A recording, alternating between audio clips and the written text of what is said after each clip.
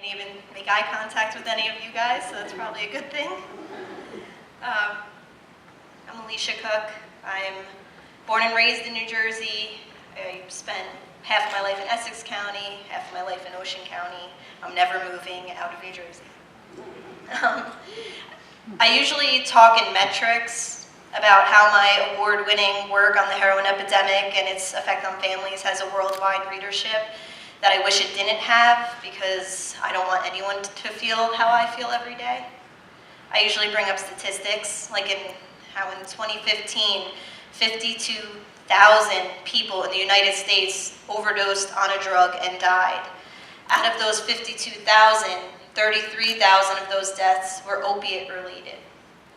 Never in history had drugs killed so many of us in a single year. 2016, we lost more. In 2017, we are trending to lose even more than that. According to New York Magazine, the 52,000, the drug-induced death toll was so staggering it helped reduce life expectancy in the United States for the first time since 1993. A little more than 1 year ago, Congress passed nearly $5.4 billion in emergency funding to combat the Ebola outbreak. The Ebola outbreak killed 1 American. The opiate heroin epidemic is killing 100 of us a day. I'd like to know where our funding is. I try to drill down and explain just how bad the epidemic is here, right in New Jersey. I usually tell audiences that our state's overdose rate is 3 times the national average. I inform them that here in Morris County, fatal overdoses rose from 35 in 2014 to at least 64 in 2016. Then my cousin Catherine's here. She just told me that Montville was #1 in this county for overdoses.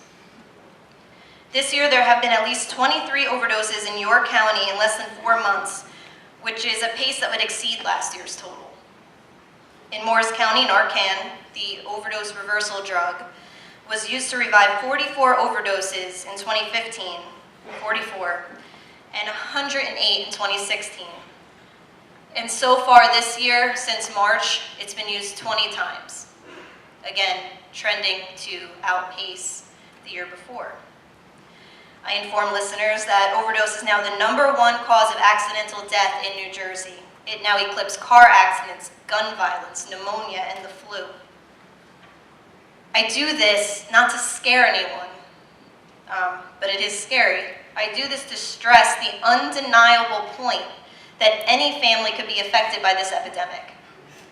I wore a shirt the other day at one of my other speaking engagements that said, "Everybody versus heroin." 3 words, in my opinion, that sum up this heroin epidemic. It's everyone's problem at this point. You are not unaffected. You are not above being affected. You're not a better parent than the grieving parents next door from you. You are not a stronger individual who could, quote, control their habit. Once we accept that we are not impervious, that's when real change can take place and lives can be saved. And now, tonight, for the most part, I'm going to speak from the heart. I lost my cousin Jessica Cook. She grew up in Denville when she was 19 years old to a heroin overdose. She was 19, and now it's been 10 years, so she would have been 30 this year, and I'm 31. We were born 10 months apart, but now we are 10 years apart, a lifetime apart.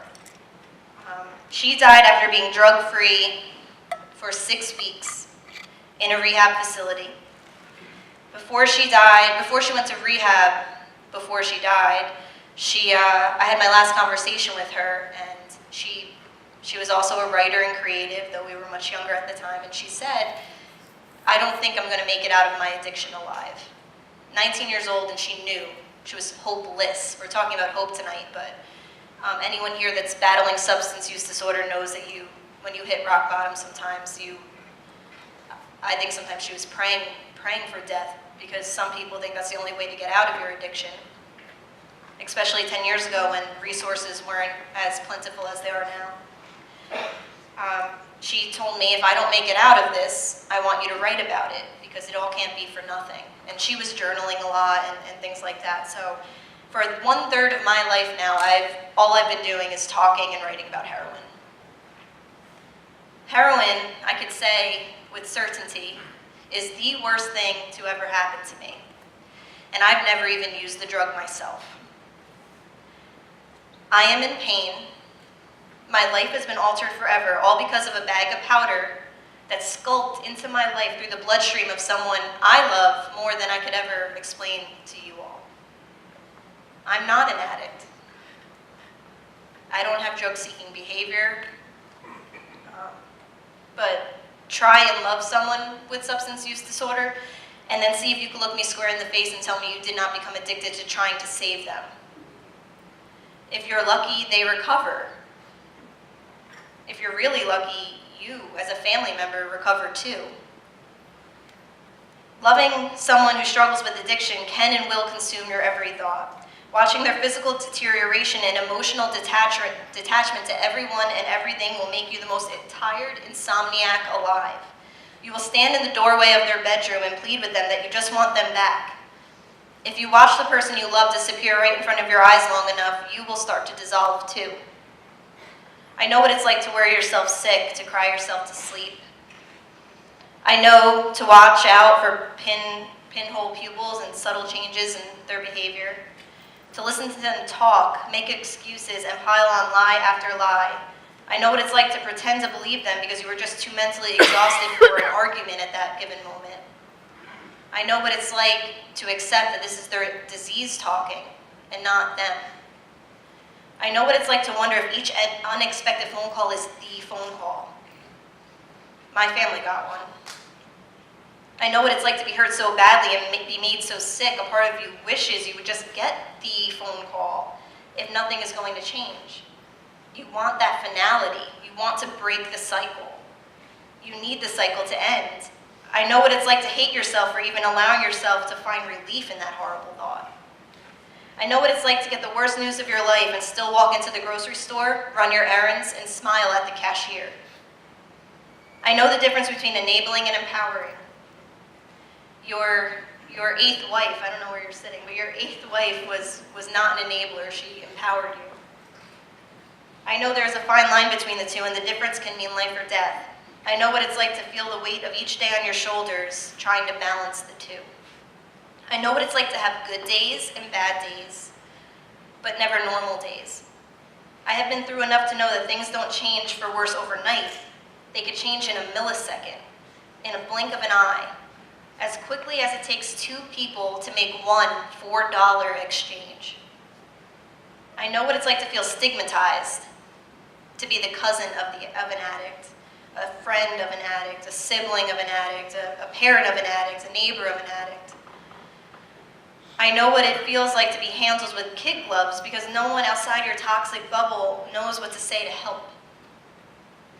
Those not directly affected by the disease of addiction won't be able to understand why you are so focused on your loved one's well-being, especially since during the times of loved ones' active addictions, they don't really seem too concerned with their own lives. What I've learned, and what I'm going to tell you today, is don't become angry with these people. I used to get mad at the ignorance, at the hurtful comments, but I realized that it's just they don't understand, and honestly, they're lucky to not understand because that means they're not affected. And you'll catch yourself sometimes wishing that you didn't understand either. Drug addiction has the largest ripple effect that I have ever witnessed firsthand. It causes parents to outlive their children. It causes jail time and homelessness. It causes sisters to mourn their siblings. Jess's sister's here tonight. It causes nieces to never meet their aunts. It causes an absence before the exit.